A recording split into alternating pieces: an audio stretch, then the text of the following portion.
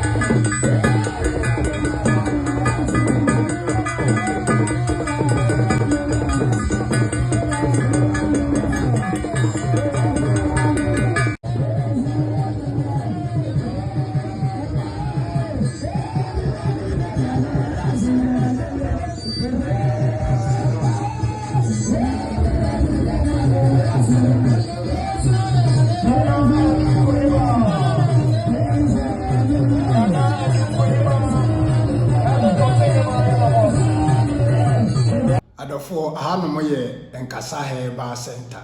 yewo Kumasi Feyase no Kumasi Lake kwanso otra tunsu na waba esreso na waba Feyase se ufri Kumasi eba baby Feyase na onam atonsu ba ubedu Feyase a ye Free Junction bi Pentecost Junction ufri atonsu ba ye right side nti sa junction ne so no usi ho no mo a plaje agegina wa ubisa o mo se opese okọ Nkasa Herbal otremu a o mo do beba na yedwuma di a ye ne se ye nipa ho adwuma ye sayare obi a wo ohaw ewo ne nipaduam a wo bre a wachini a onya no aduro wakọ hospital doctors no hu yare no na bamabu a wontimi nya hwe bi mo office na nda so asa no oba Nkasa Herbal Center ye beboa no wo wasa ha no wo ba ye ha ye be ye hwehwemu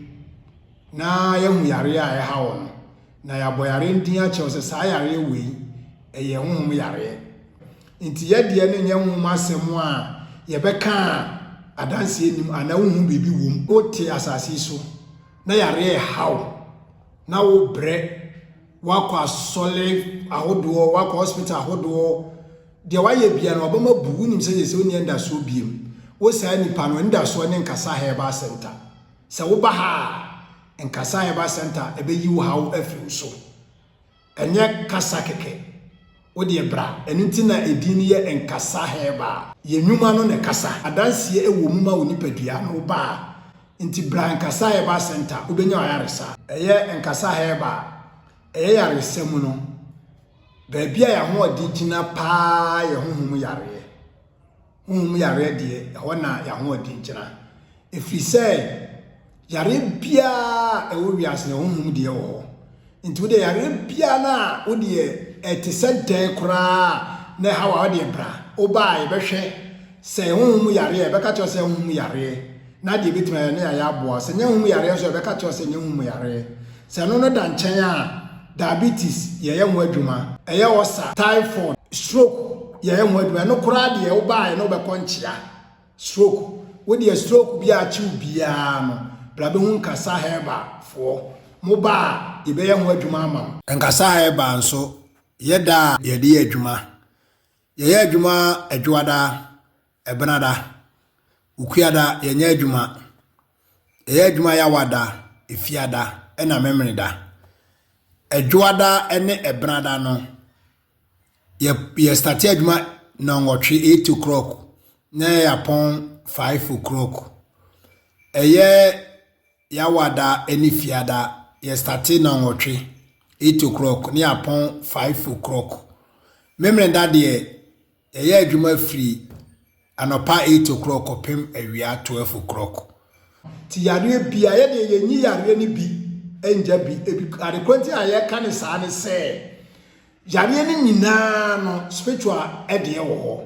it is a oba na sa yare ni mpo no se ye nya ho adwuma honhom de ne wo mu ne be ka che se honhom de wo mu nti honhom de ne be ho adwuma ama ne aka che se bia okay se operation bi kwa na che okoya akọ na koya operation no ko se aye honhom de na wie ko se honhom yare no wo mu na okoya operation na wa hwe ya ede asembo ne ba nti ye de wo ba ye beka no kura bibie wo mu a kire wo ye medadawo ye kata bi so se de ya ho ade ni ntimi ne beka che se honhom de wo mu ya ye wie de aka no bia akoto aso ha nti Nkasa Herbal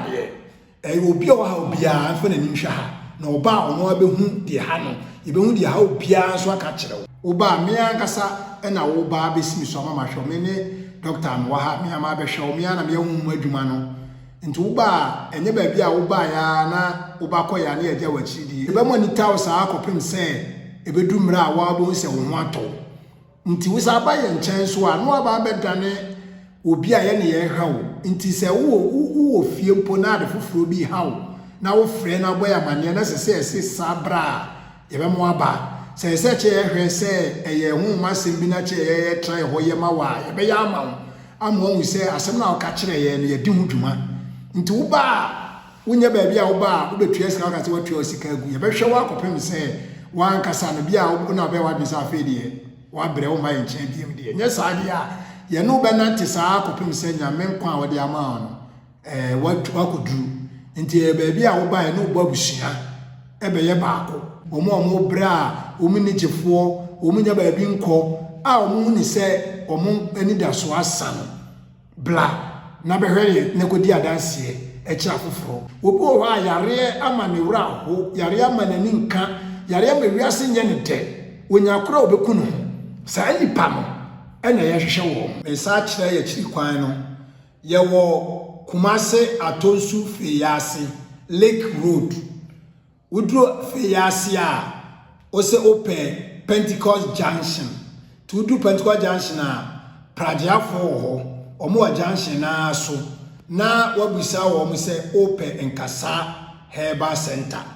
se open kira kwan na ye normal wo hwe afidie ni so aye normal ni guso se wo ba na bibia kire wa adwena wa de freye ye be ma direction ni ama wa ba asodwie mu